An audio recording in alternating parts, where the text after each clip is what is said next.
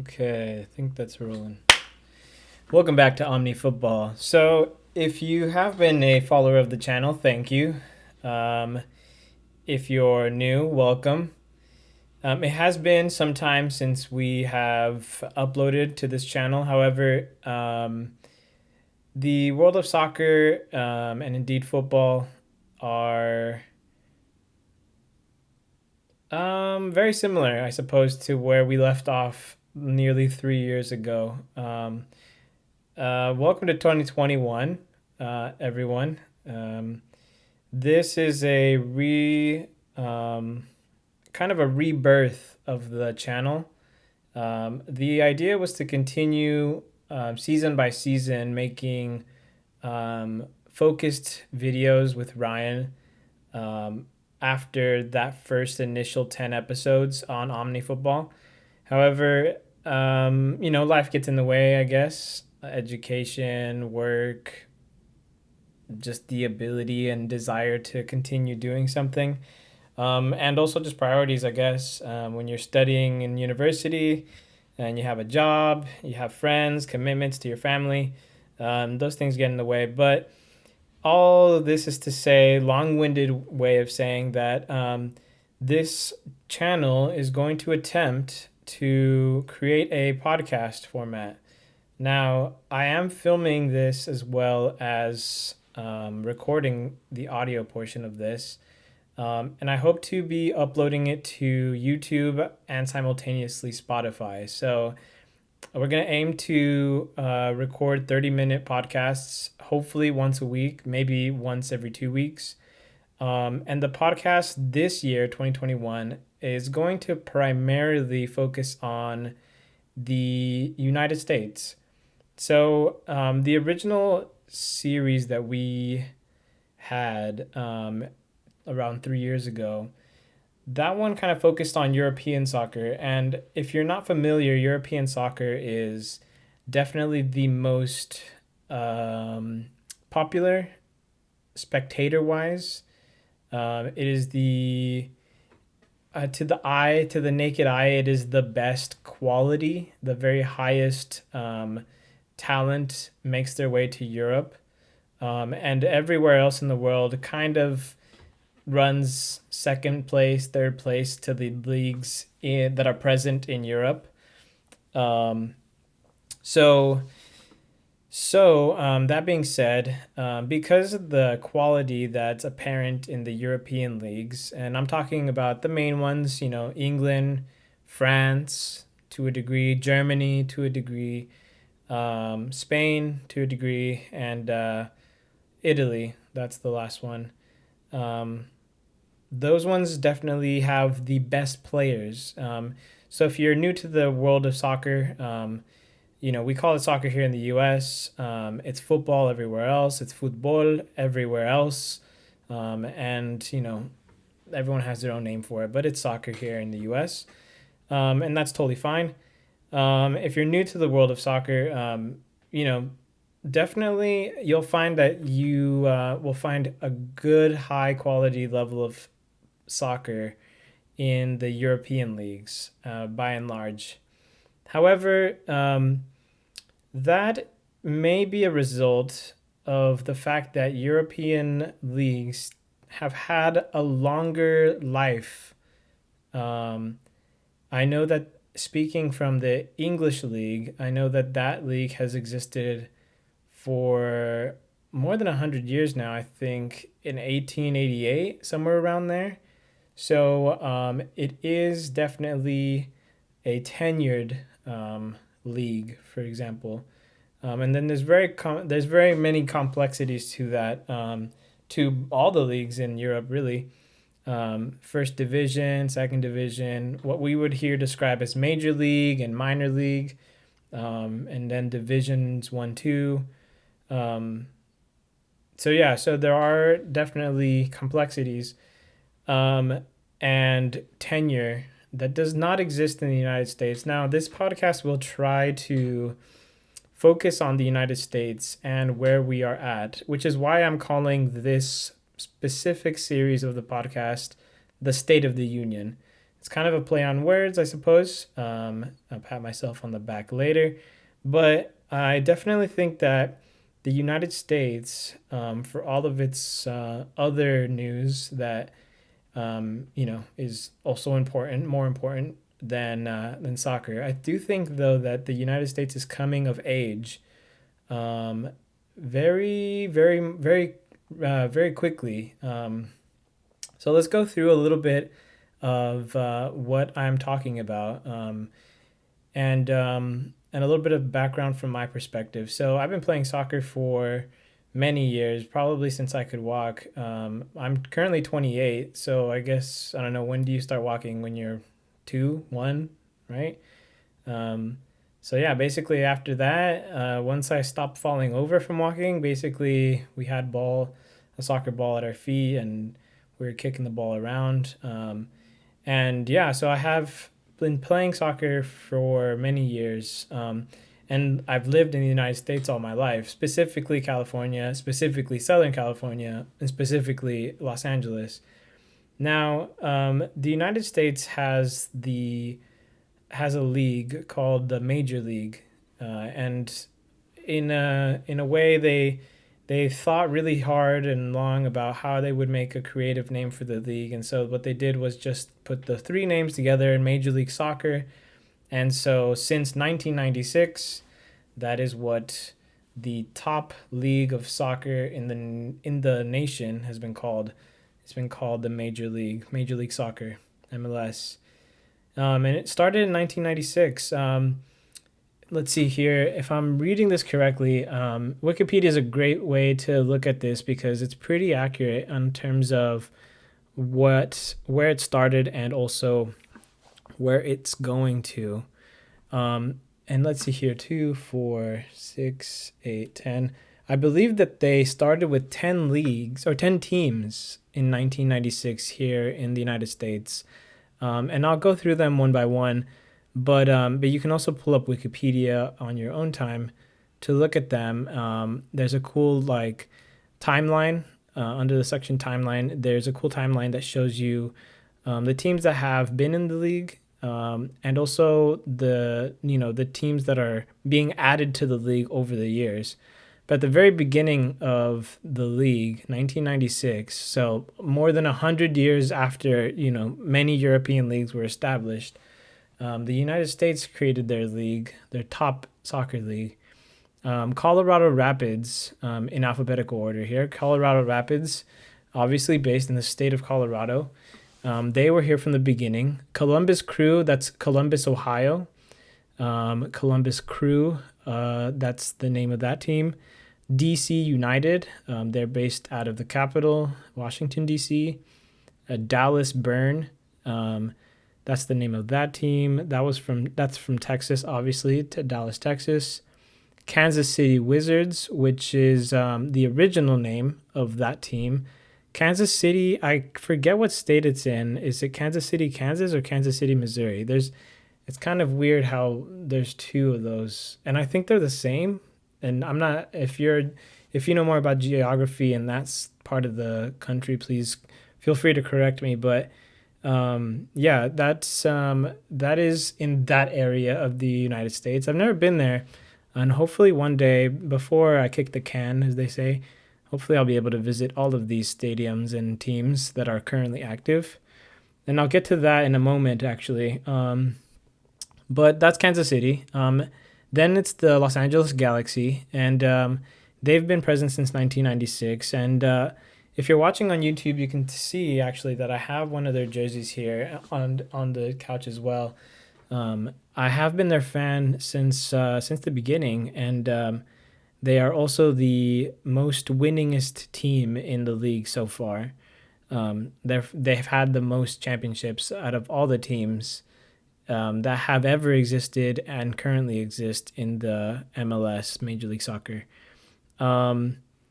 So I've been a big fan of them, and continue to be a supporter.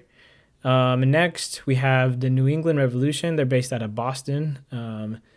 They kind of play off the name like the New England Patriots, New England Revolution.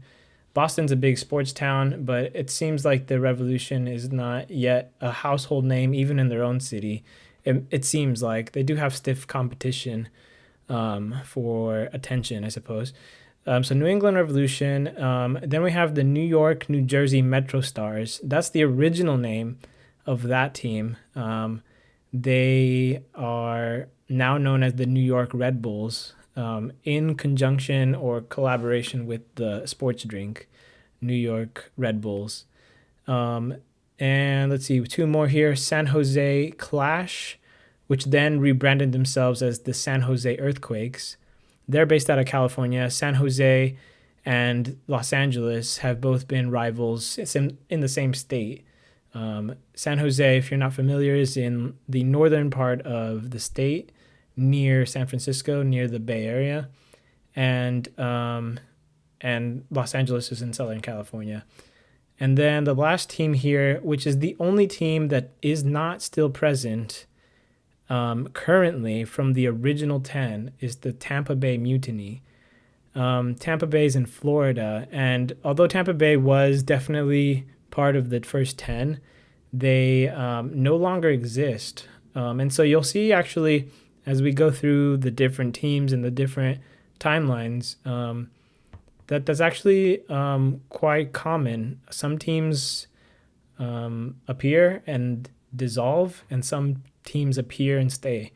And in 1996, the league definitely had a different, I suppose, business model, I suppose. It definitely was brand new, and so therefore it was not as, let's say, viable as it is today as a business. And nowadays, from 1996 to 2021, and indeed through to 2023, it's a much different story, obviously. Now, I don't think I'm going to go through the entire history of the MLS because I think that would be much longer than half an hour, and also kind of not really that interesting because although there's a lot of things that have happened, that isn't necessarily what I'm trying to focus on. I'm trying to stick more with the present, the state of the union, as opposed to the past, but some context is necessary for sure. Now, before I continue, I just want to thank you for listening. Thank you for watching. If you have not already, please go ahead and like and subscribe if you're on YouTube. And also, yes, I also do want to mention this too as well. Before we continue on with the MLS, the world of soccer is kind of, I suppose, has a lot of superstars, and I mentioned earlier how the best quality to the naked eye is definitely within the European leagues. You'll find that the best players and best teams overall play day in and day out, usually in the European League. And that's true, and I definitely believe that. But you'll find as an American, as a United States MLS supporter, you'll find that a lot of people around the world kind of don't give MLS the same or a fair assessment in their opinion of the quality of MLS or the Major League Soccer. And some of it I think is not necessarily fair, and some of it I think is fair sometimes. But you'll typically find that from a perspective of someone who plays the sport and also who has followed the sport for many years, the quality, so the technical ability of the players in Europe is vastly higher on average than the quality or the technical ability of players who play in MLS, in the Major League Soccer, on a technical basis. And what I mean by that is, let's say you have the soccer ball, right? And if you don't play the game or you don't play the sport, it may not necessarily comprehend, or you may be able to comprehend, but there's things that you can do with the soccer ball that take a lot of practice, take a lot of talent, take a lot of physical ability. For example, kicking the ball with your dominant leg, your right leg, for example, if you're right-footed or right-handed, kicking the ball with your right foot typically comes pretty easy, but you during the game, during a soccer game, you oftentimes are presented with the ability or the opportunity to kick with your left foot. And on average, this is like maybe a high level example of what I'm talking about. On average, you'll find that the players in Europe, for example, are more able to kick with their right equally with their left than, let's say, an MLS player being able to kick with their right and equally with their left. They may struggle with the more high end technical parts of the game. And when you add those players up together, the sums oftentimes are maybe like almost even exponential, where like if everyone's at a high technical ability, it opens up more than you would think. And if everyone's at a lower technical ability, it's maybe a little bit more cut and dry.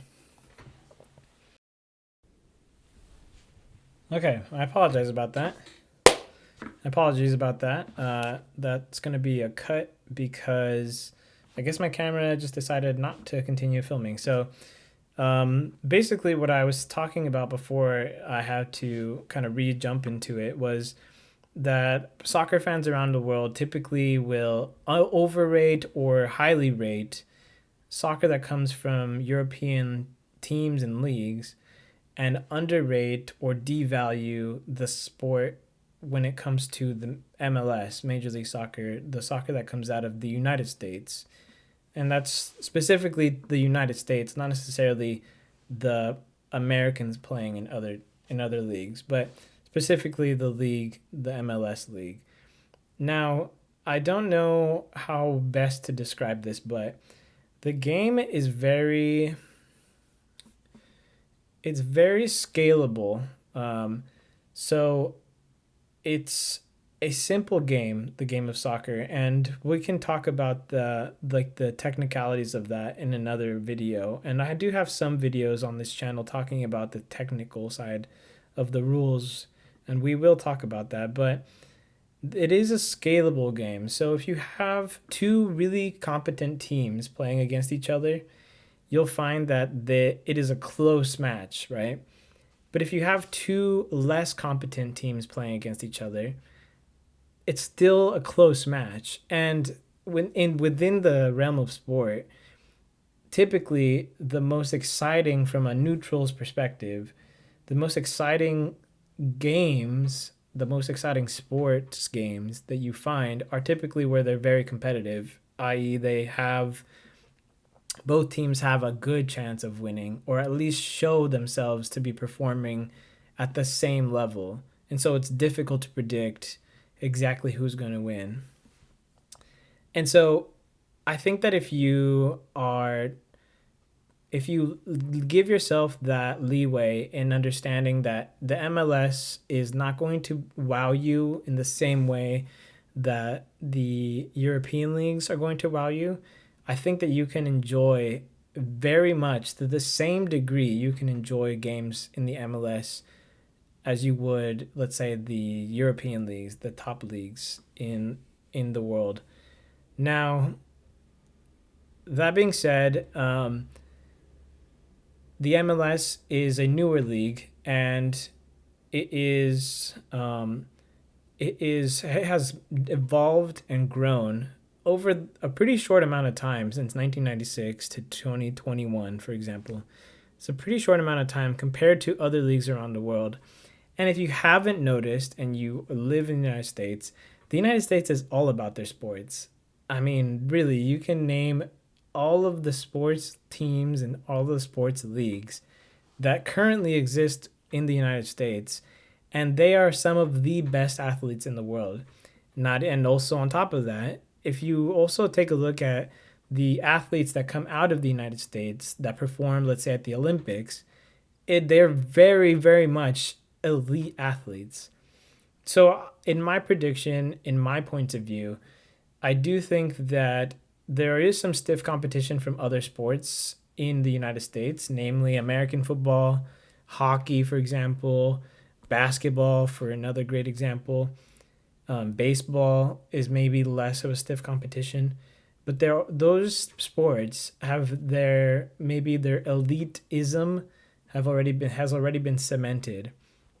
And if you have an elitist point of view on soccer, you may not, let's say, enjoy the the quality of Major League Soccer. However, coming from a person who's watches the game at a high level, who plays the game very well, and who has participated in watching many games over my lifetime, the MLS is very competitive, has high levels of skill, and also is competitive and exciting to watch. And so I think that we're in the year 2021. The league has grown from 10 original teams to now in 2023, that's 2 years from now, we will have 30 teams in the league. And I know that it's kind of taken me a long while to get to that point, that it's thirty teams now are going to be in the league. But I kind of wanted to give you the context that of where the MLS kind of started from, and also what is going on, what is the current state. Um, so I would like to read the teams that are going to be in the league in the year 2023. But I do want to talk about a little bit more about the United States in general. So I think that if you look at the big picture, the United States is a powerhouse of sports. And if you like soccer, I think that it's like if then I think that you could make the case that by watching the MLS, you are like investing in the upward growth of soccer in the United States. I would personally love to see soccer in the United States be as popular proportionally to like other countries around the world. Excuse me. For example, England doesn't have American football in their country, and they don't really have a basketball league to match our basketball league. And that's true for many teams or many countries around the world. But they're very passionate about soccer, about football, and and I believe that that kind of passion is available here in the United States.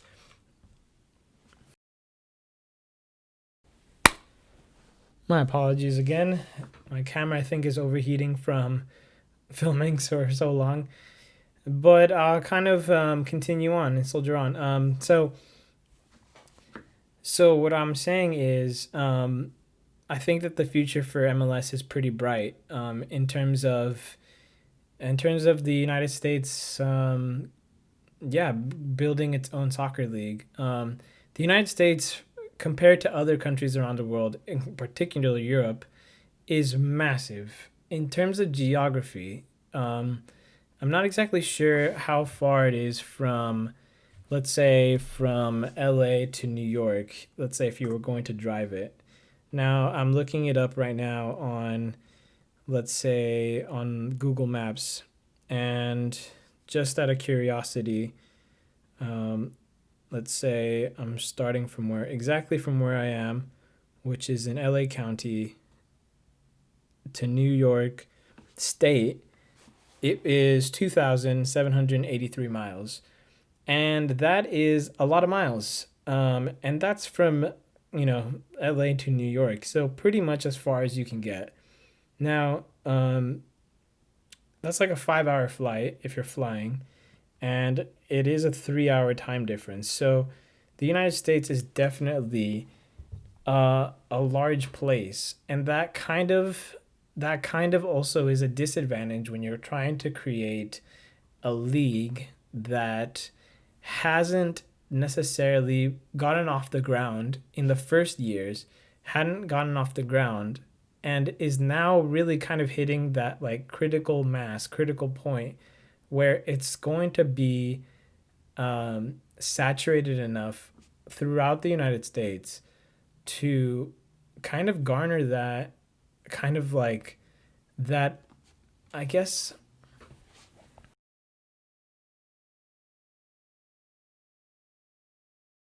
Okay, I'm gonna continue soldiering on. We're at the point now where throughout the United States, it's hitting that critical mass where there's a team nearly almost everywhere. So that the people who maybe aren't near a Major League Soccer team are closer than ever to physically to a team that they can go watch. And so I'm just going to read out a little bit more of what I'm talking about. Teams that are currently that have joined the league, and teams that are scheduled to join the league, up to 30 teams in 2023. Now, yeah, so I'm gonna go through them. Chicago Fire FC, they're in Chicago. Real Salt Lake, that is in Utah. Houston Dynamo is in Texas. Toronto, Canada, so not a state, but the 51st state, as they like to call it. Toronto. Seattle is in Washington State. Philadelphia, Pennsylvania, I believe. Vancouver, also Canada. The Vancouver Whitecaps. Philadelphia Union. Portland Timbers, they're in Oregon. Montreal Impact, that is in Montreal, Canada. Orlando City, that's in Florida. New York City, in New York City. They're called New York City FC. Minnesota United, in the state of Minnesota. Atlanta United, in the state of Georgia. Thank you, Georgia. Los Angeles FC, LAFC, they're here in California. FC Cincinnati. Then we have Inter Miami, who started this year, or last year, 2020. Inter Miami is in Florida. Nashville, which is in Tennessee, started last year. This year, 2021. This year, 2021, Austin FC is starting, Austin, Texas. Then next year, we have Charlotte FC. I think that's in North Carolina. Sacramento Republic in 2023. That's California. And St. Louis City. That's, I think that's Missouri. I think so. That's also 2023. And you can see now, if you look at, let's say you go to the Wikipedia page online, you can see there's a map here next to the team section.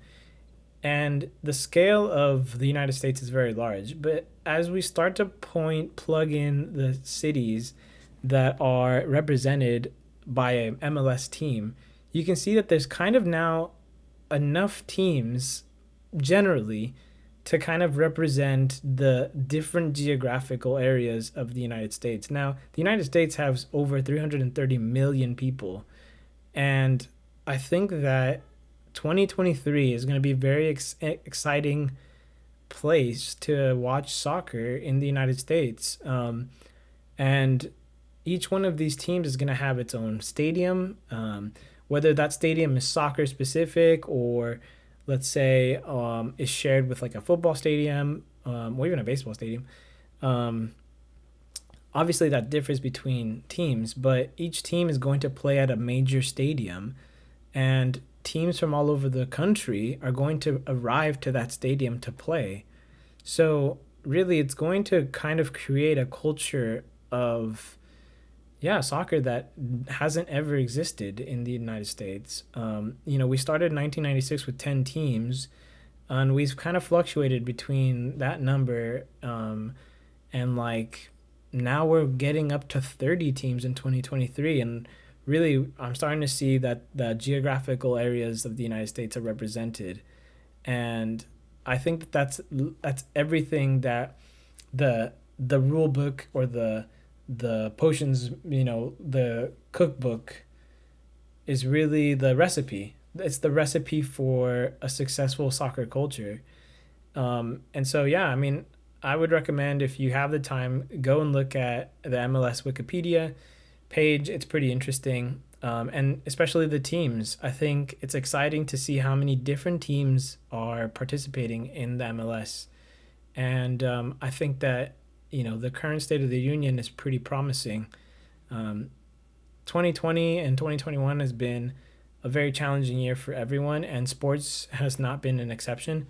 But I do think though that if you are looking forward to the future, looking forward to, getting back to, you know, supporting and doing hobbies and looking at things that enrich your life, I definitely think that, getting into the MLS and looking at soccer in the United States is going to be, I think it's going to reward you. It's going to bring you back some cool moments. And yeah, so I definitely, would recommend taking a look.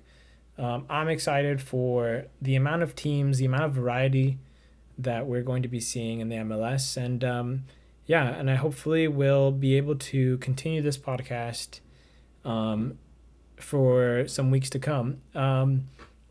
We'll see how it goes.